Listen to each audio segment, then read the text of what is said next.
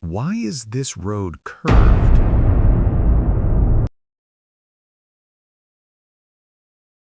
You see these tiny wooden houses and gardens everywhere?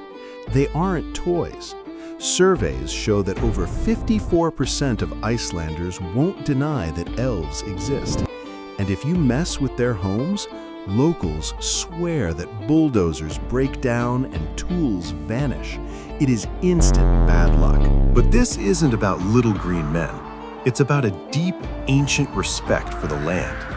It happens so often that the government has actually delayed huge highway projects just to negotiate with the elves.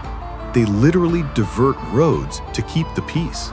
So be honest. If you were the construction manager and saw this rock standing in your way, would you risk moving it, or would you drive around? Let me know in the comments.